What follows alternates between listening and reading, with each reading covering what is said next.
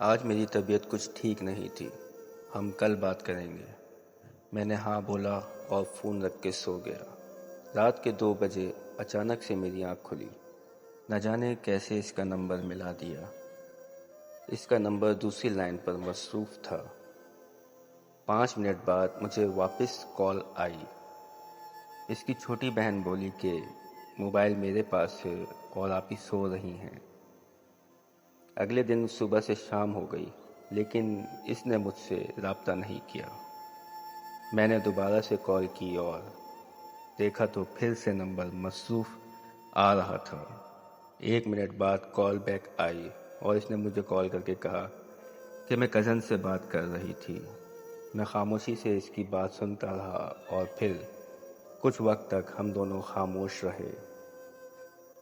پھر وہ کہنے لگی کہ اگر ایسے ہی خاموش رہنا ہے تو مجھے بتا دو، میں کال بند کر دوں۔ میں نے مسکرا کر کہا جیسا تمہیں ٹھیک لگے۔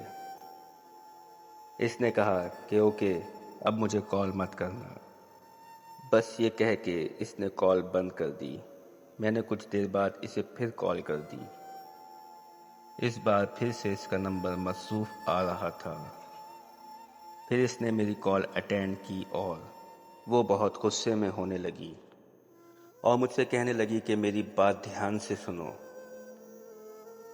میں اب تم سے پیار نہیں کرتی، میں کسی اور کو پسند کرتی ہوں۔ 6 سال کا رشتہ اس نے ایک پل میں ختم کر دیا۔ میں نے اس سے پوچھا کہ آخر کون ہے وہ لڑکا۔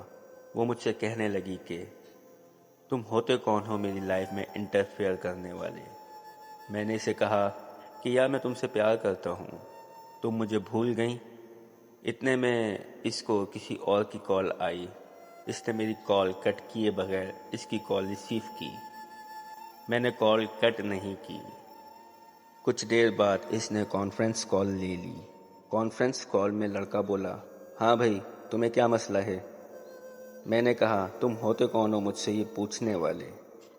تو وہ مجھے کہنے لگا او یار کال کٹ کرو اور سو جاؤ۔ تو ساتھ میں ہی وہ بولی، نہیں جان، یہ ایسے بات نہیں مانے گا، آپ اس پاگل کو اگنور کریں اور مجھ سے بات کریں۔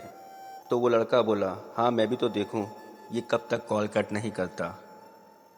محبت میں ستم کی مثال اور کیا دوں میں نے اپنے محبوب کو کسی اور کے ساتھ رومانس کرتے دیکھا ہے۔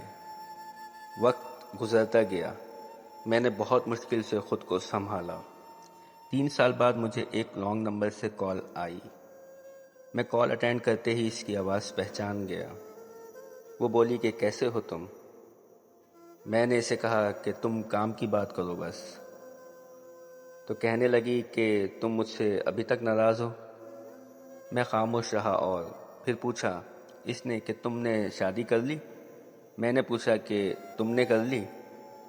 تو وہ بولی کہ لوگ جسم چاہتے ہیں، شادی کہاں کرتے ہیں لوگ۔ بات یہ ہے کہ جس سے آپ محبت کرتے ہیں اس سے کبھی محبت ختم نہیں ہوتی، لیکن اس طرح کرنے سے آپ کی زندگی میں اس شخص کا وجود چلا جاتا ہے اور زندگی میں محبت ہوتی ہے، لیکن اس محبت کا مطلب ایک شخص سے وفا کرنا ہوتا ہے۔